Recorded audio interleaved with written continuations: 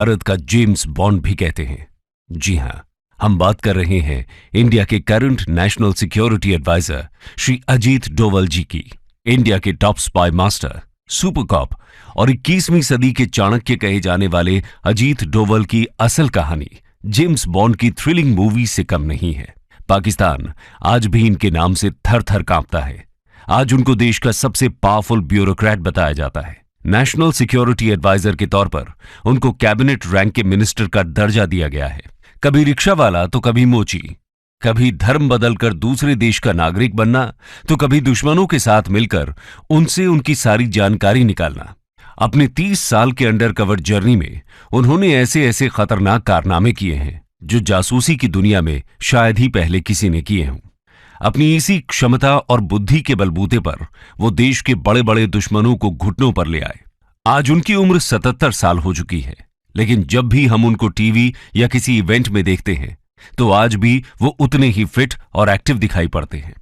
आज भी Indian foreign policy और सिक्योरिटी से जुड़े हर छोटे बड़े कदम उन्हीं की निगरानी में उठाए जाते हैं। तो यहां सवाल यह है कि आखिर उनमें ऐसी क्या खूबियां रहीं जिसकी वजह से उन्होंने नामुमकिन को भी मुमकिन कर दिखाया।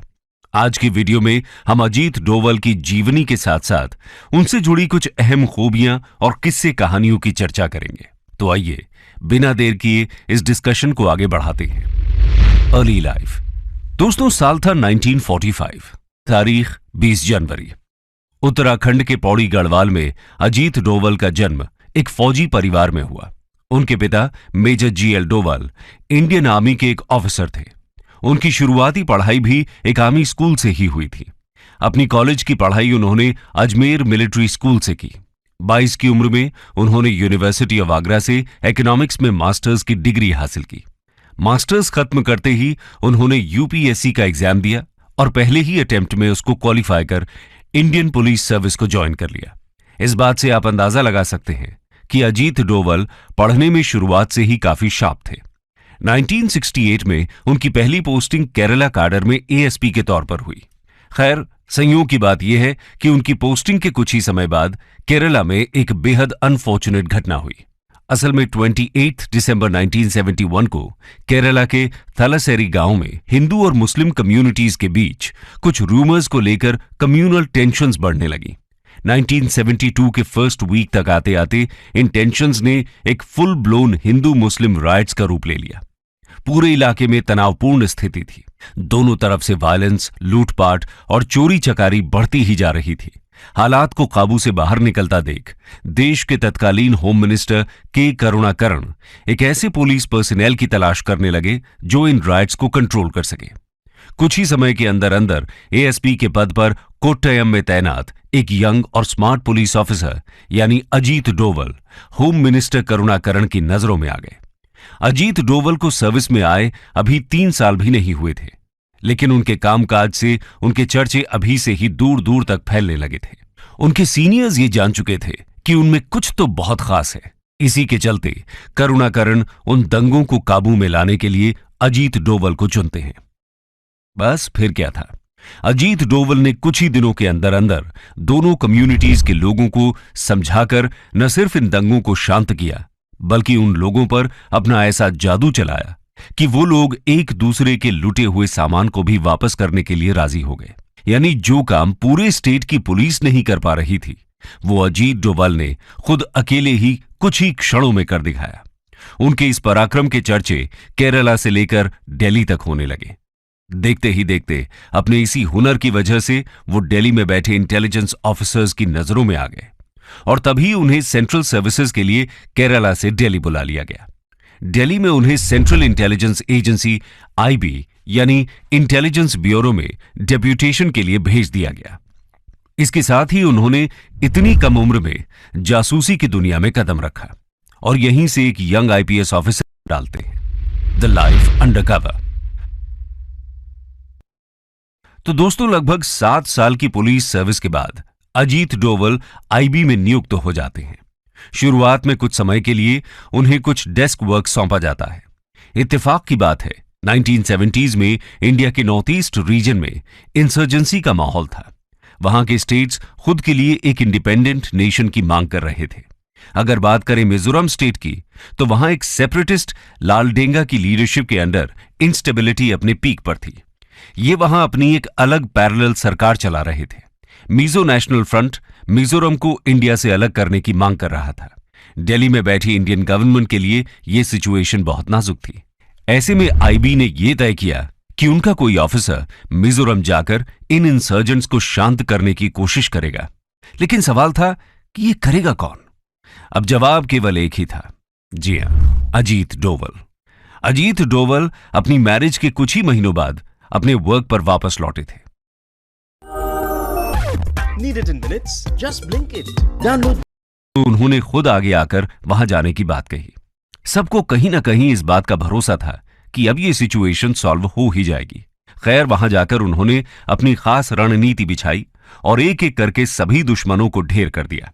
असल में लालडेंगा अपना आतंक अपने 7 कमांडर्स के बलबूते पर फैलाता था। ये 7 कमांडर्स लालडेंगा की सबसे बड़ी ताकत होने के साथ साथ सबसे बड़ी कमजोरी भी थे, और अजीत डोवल ने उनकी इसी कमजोरी पर वार किया। उन्होंने इन 7 में से 6 कमांडर्स को अलग अलग तरह से लालच और दिलासा देकर अपनी तरफ शामिल कर लिया। यहां लालडेंगा को जब यह पता चला कि उसकी असल पावर तो उसके हाथों से जा चुकी है, तब उसको भारत सरकार के आगे घुटने टेकने ही पड़े। कुछ समय बाद लालडेंगा और भारत सरकार के बीच पीस टॉक्स कराई गई। इसी के साथ मिजोरम के सेपरेटिस्ट मूवमेंट को खत्म किया गया। वहां चुनाव करवाए गए और आखिरकार अजीत डोवल का यह मिशन कामयाब रहा। मिजोरम के इंडिया के साथ सक्सेसफुल एक्सेशन में अजीत डोवल के इमेंस कंट्रीब्यूशन के चलते उनको प्रेसिडेंट्स पुलिस मेडल से नवाजा गया।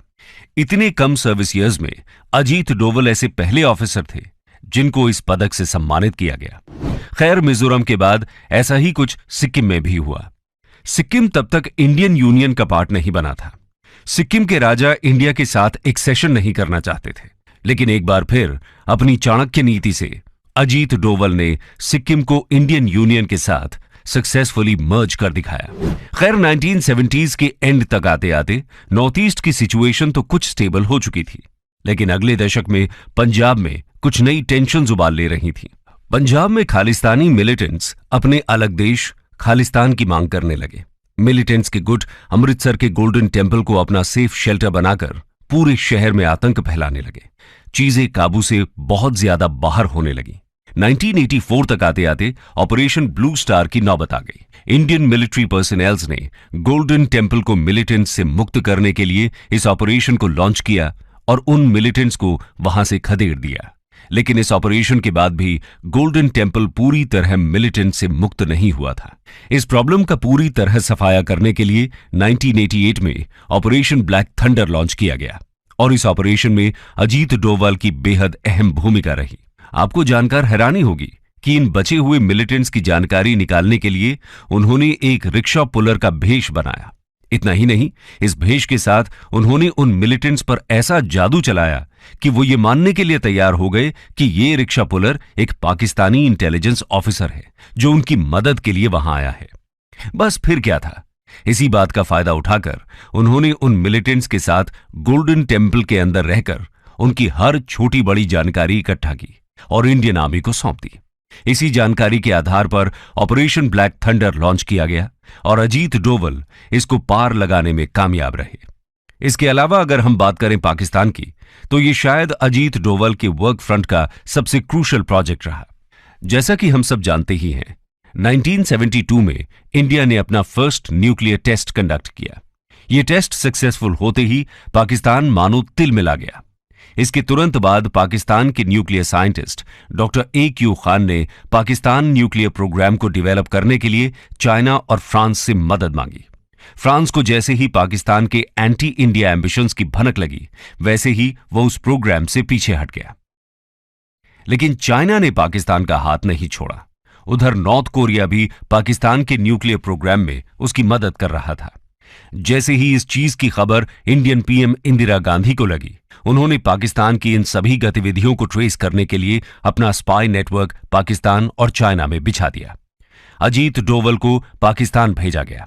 वो एक बेगर यानी भिखारी का भेष बनाकर पाकिस्तान के काहूता शहर पहुंच गए। इनको शक था कि यहां खान रिसर्च सेंटर नाम के इंस्टीट्यूट के अंदर पाकिस्तान का न्यूक्लियर प्रोग्राम चल रहा है। वो इस सेंटर के बाहर बैठकर यहां आने जाने वाले सभी साइंटिस्ट्स को ट्रैक करने लगे, लेकिन उससे उनको यहां पर चल रही न्यूक्लियर प्रोग्राम्स का कोई पुख्ता सबूत हासिल नहीं हुआ। तो उसके बाद ये उस बार्बर की शॉप पर गए जहां से वो साइंटिस्ट बाल कटाते थे। वहां से उन्होंने उन हेयर सैंपल्स को कलेक्ट करके उन्हें इंडिया में टेस्टिंग के लिए भेजा, और टेस्टिंग में यह पता चला कि वो हेयर सैंपल्स न्यूक्लियर रेडिएशंस में एक्सपोज्ड हैं। यानी उनको ये यकीन हो गया कि पाकिस्तान का nuclear programme Khan research centre के अंदर ही चल रहा है। उन्होंने बड़ी चालाकी से उनके न्यूक्लियर प्रोग्राम्स की सभी डिटेल्स निकाली और इंडिया में ट्रांसफर की। उस समय इंडिया में इंदिरा गांधी को रिप्लेस कर मोरारजी देसाई भारत के पीएम बन चुके थे। अजीत डोवल ने उनको ये रिपोर्ट्स देकर पाकिस्तान के न्यूक्लियर प्रोग्राम को डिस्ट्रॉय करने के अलग अलग मेथड्स प्रपोज किए, लेकिन कई पॉलिटिकल रीजंस की वजह से उनको हर बार रिजेक्ट कर दिया गया।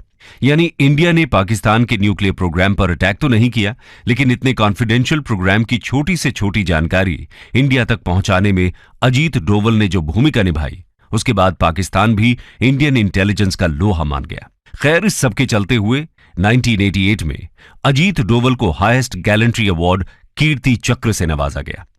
आपको बता दें कि अजीत डोवल ऐसे पहले पुलिस ऑफिसर थे जिनको ये मिलिट्री ऑनर दिया गया था।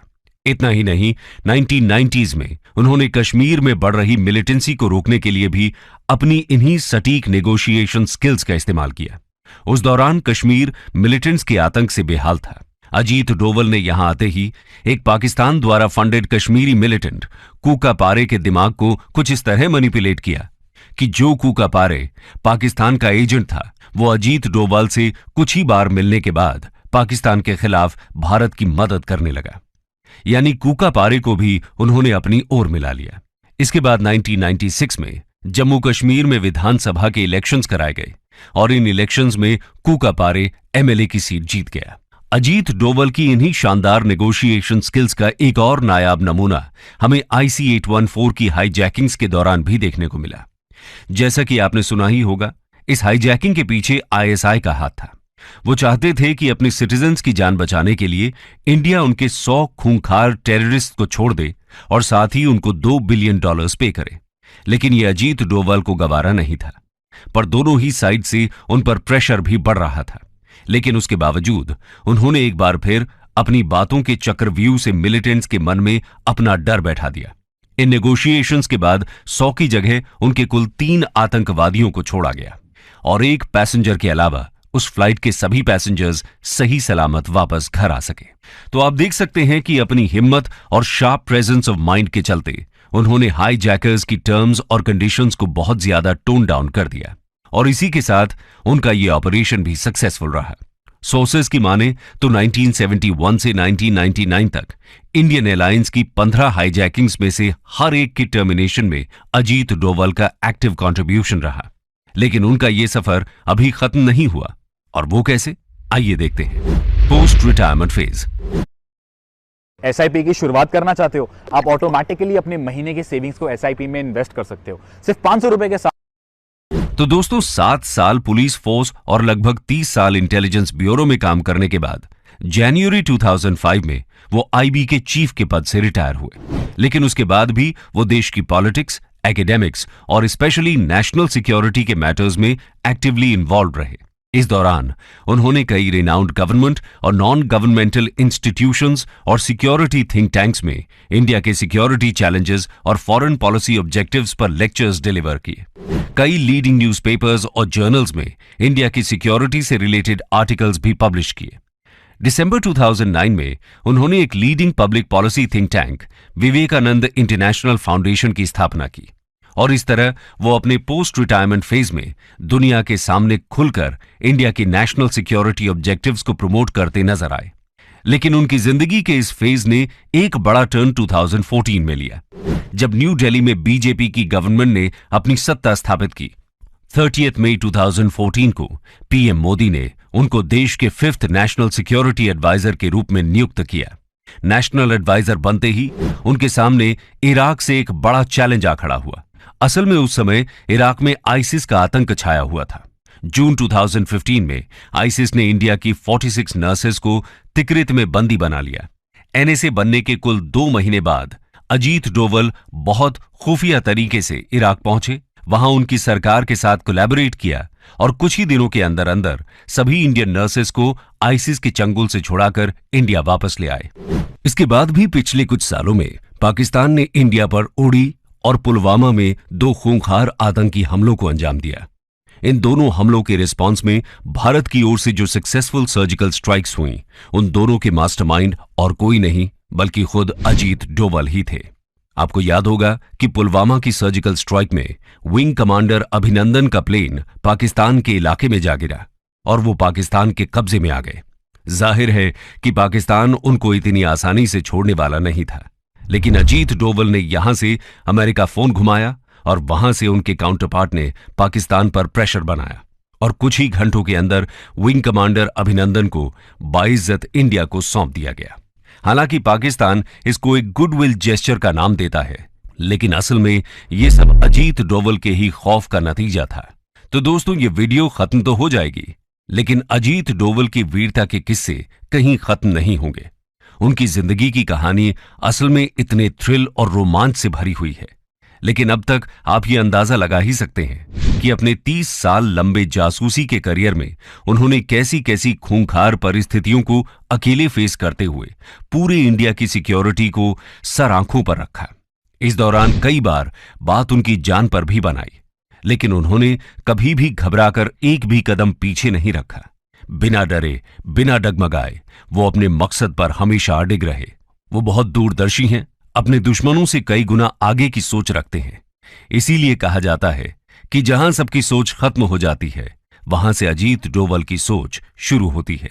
अपनी शार्प मेंटालिटी के जरिए अपने राइवल्स के दिमाग को पढ़ लेना और उसी के बेस पर उनकी साइकोलॉजी के साथ खेलना अजीत डोवल की सबसे बड़ी खूबी रही। इसी के बल पर उन्होंने अच्छे अच्छे मास्टरमाइंड्स के प्लान्स को फ्लॉप कर दिया।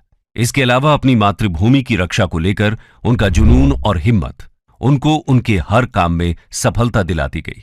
तो दोस्तों, ये थी कहानी इंडिया के सबसे पावरफुल स्पाई